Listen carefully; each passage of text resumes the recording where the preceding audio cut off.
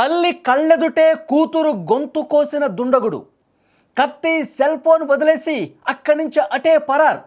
ఈ నిందితుడు ఉమాశంకర్గా గుర్తించారు. కారణం ఏంటంటే పెళ్లికి నిరాకరించిందని ఈ విధంగా కక్ష పెట్టుకొని దారుణంగా కత్తితో గొంతు కోసి చంపినట్టుగా తెలుస్తోంది. కొద్ది కాలంగా మన సమాజంలో అసలు ఎంత భయంకరమైనటువంటి ఘటనలు జరుగుతున్నాయి మనం చూస్తున్నాం.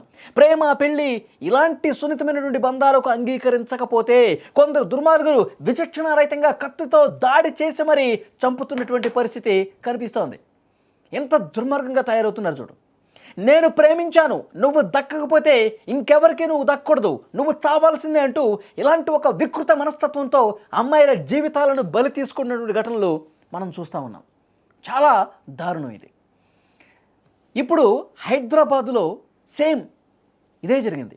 అత్యంత హృదయ విదారకమైనటువంటి ఘటన ఇది.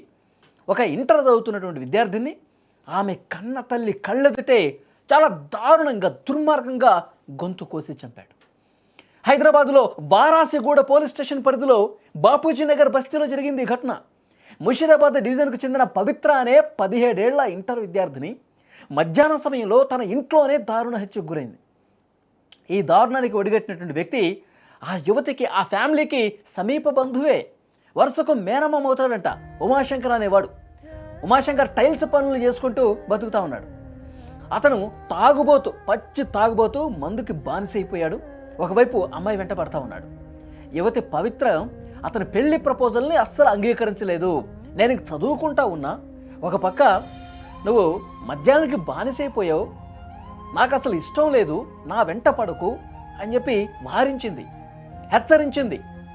దీంతో వాడు కక్ష పెంచుకున్నాడు ఉమాశంకర్ అనేటువంటి వ్యక్తి.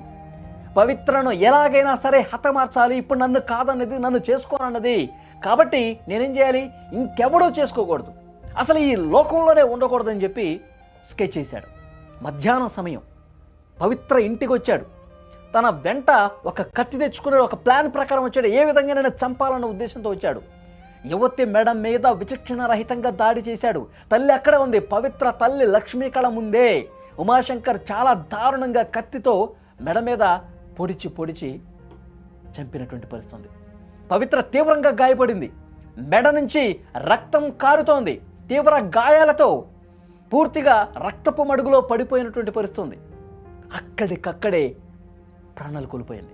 పవిత్ర దారుణ హత్యకు గురి కావడంతో ఆమె తండ్రి కాంతారావు, లక్ష్మీకళ కన్నీరు మున్నీరుగా గుండెలు బాదుకుంటూ రోధిస్తూ ఉన్నారు. కూతురు తమ కళ్ళ ముందే చనిపోవటం తీరని శోకాన్ని మిగిల్చింది.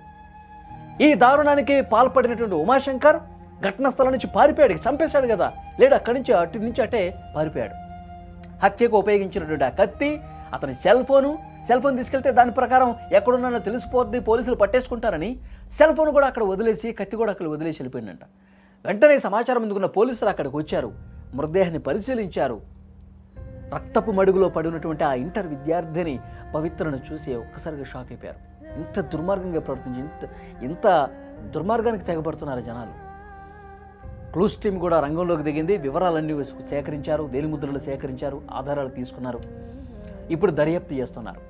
నిందితుడినే వాడు ఎక్కడున్నా సరే పట్టుకొని తీరుతామని చెప్పి పోలీసులు చెప్తున్నారు. కానీ అసలు మనుషులు ఎట్లా తయారైపోయారు చూడండి. అంటే ప్రేమకు ఒప్పుకోలేదని చెప్పి ఒక ఉన్మాదిలాగా తయారైపోయి వాడి కుటుంబ సభ్యుడే వరుసగా మేనమవుతారంట.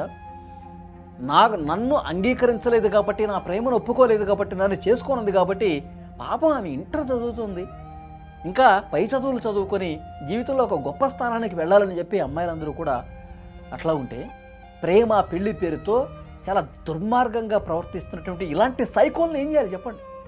ఇలాంటి నీచుల్ని, అమ్మాయిల్ని ఇంత దారుణంగా చంపుతున్నటువంటి ఇలాంటి వికృత మనస్తత్వం కలిగిన వాళ్ళని, ఇలాంటి క్రిమినల్ వాళ్ళని ఏం చేయాలి చెప్పండి? ఎంత దారుణంగా శిక్షించాలి చెప్పండి? చాలా బాధ కలుగుతోంది. ఆ కుటుంబం మొత్తం కూడా కన్నీళ్లు పెట్టుకుంటూ ఉన్నారు. అంటే అమ్మాయిల్ని కాపాడుకోవటం కష్టమైపోతుంది ఈ సమాజంలో. అలాంటి పరిస్థితులు ఉన్నాయి. ఇలాంటి వాళ్ళని చాలా అంటే చాలా కఠినంగా శిక్షించాలండి. అసలు జైలు నుంచి బయటికి రాకూడదు, మళ్ళా మాడిపోవాలి జైల్లోనే. అప్పుడు ఇలాంటి సైకోగాళ్ళకి బుద్ధి వస్తుంది. ఈ వీడియో చూస్తున్న ప్రతి ఒక్కరూ స్పందించండి. ఇలాంటి వెధవలకి ఎలాంటి శిక్ష వేయాలి? Please comment.